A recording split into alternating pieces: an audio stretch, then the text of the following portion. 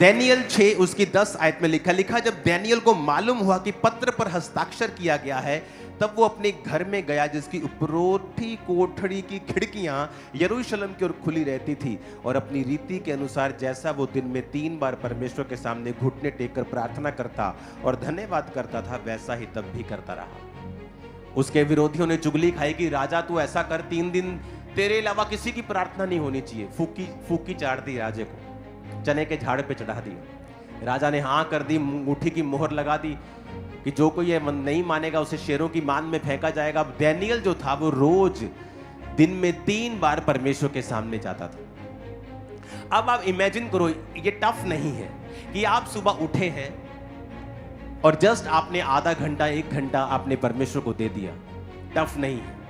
आधा घंटा पौना घंटा तो आप दे सकते हैं, नथिंग।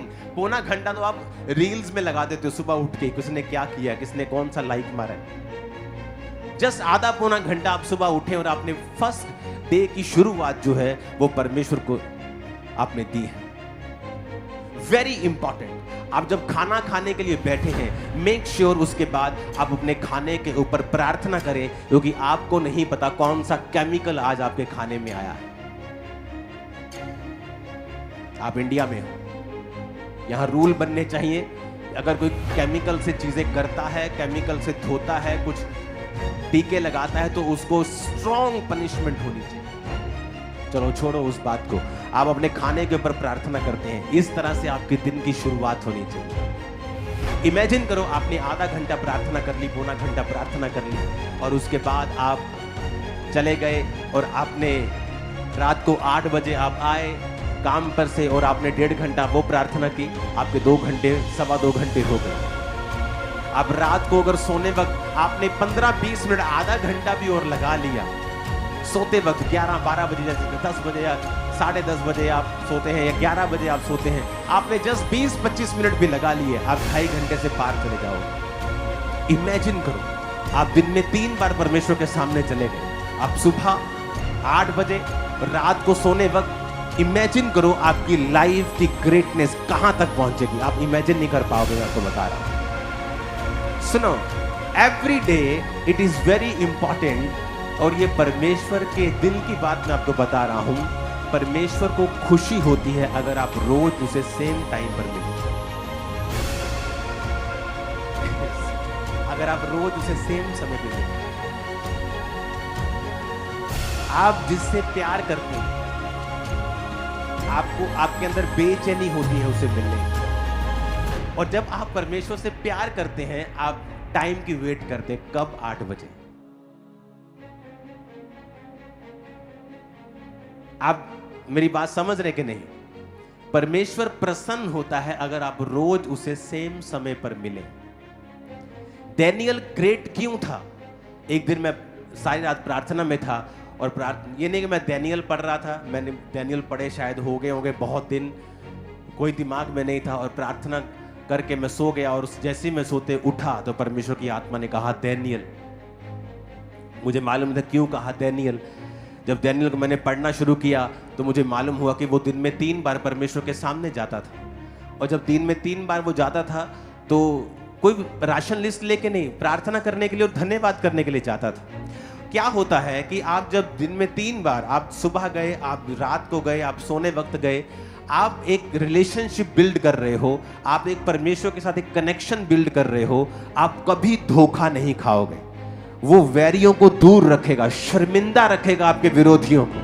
मैं आपको बता रहा हूं, आपको फाइट करने की जरूरत नहीं, आपको देखने की जरूरत नहीं लोग आपके विषय में क्या कहते हैं।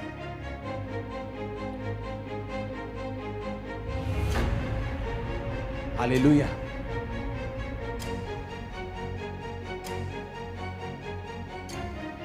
वो आपकी लाख बुराइयां करेंगे सारा दिन, लेकिन अंदर से वो आपके जैसा बनना चाहिए। हम इसके जैसे क्यों नहीं है? क्योंकि सीक्रेट है प्रेयर। आप सेम टाइम रोज अगर परमेश्वर से मिलने जाते हैं, भाई साहब, आप नहीं जानते परमेश्वर क्या करने वाला है। मैं आपको बता रहा हूं, सेम टाइम अब डैनियल दिन में 3 बार जा रहा है, सुबह जा रहा होगा क्योंकि वो एक एडमिनिस्ट्रेशन काम में था, एक बड़ी पदवी पे था। उसके बाद दोपहर को वो लंच टाइम के लिए जाता होगा तो तब जाता होगा, और रात को अपना काम, अपना ऑफिशियल काम खत्म करने के बाद फिर वो जाता होगा। तो उसके पास भी वो 3 टाइम थे, क्योंकि वो बड़ी राजा की कुर्सी के ऊपर था। राजा ने जो उसको कुर्सी दी थी, कभी वो किसी पद पे था, कभी किसी बड़े पद पे था। तो वो स्ट्रॉन्ग प्रेयर लाइफ के कारण उसको बचाया भी गया, उस पर भेद प्रकट भी किए गए, उसको ऊंचा किया गया, उसके संग रहने वाले साथियों को ऊंचा किया गया, उसको भी बचाया गया, दूसरे पंडितों को भी उसके कारण, अन्य जातियां भी उसके कारण बचाई गई। आप एक स्ट्रॉन्ग प्रिजर्वेटिव बन जाते हैं जब आप प्रार्थना में होते हैं। मेक श्योर कि आप रात जो 8 बजे की प्रार्थना है उसे पवित्र करके उसे साइड पे रख दे। वो टाइम आपकी जिंदगी से निकाल ही दे कि इस टाइम में मुझे करना ही नहीं है कुछ साल में एक आध आपको बहुत जरूरी कोई कहीं आपको जाना पड़ गया, वो बात अलग है, लेकिन वो रोज का समय आप उसे सेपरेट कर दें। परमेश्वर को मालूम होगा कि मेरा बेटा मेरी बेटी रोज इस समय मुझे मिलने के लिए आएगा। आप सुबह आप उठते हैं, आपको कोई इतनी इमरजेंसी नहीं है, आप सुबह उठते हैं, अगर 7 बजे 8 बजे आधा घंटा पौना घंटा पहले उठें, आप प्रार्थना करें। रात को सोने अगर 10-11 बजे जाते हैं तो 10:30 बजे चले जाएं और अपनी प्रार्थना करें। ये आपको मुश्किल लग सकता है, लेकिन जब आप रोज परमेश्वर से सेम समय पर मिलना शुरू हो जाएंगे, आपकी लाइफ को बदलते देर नहीं लगेगी।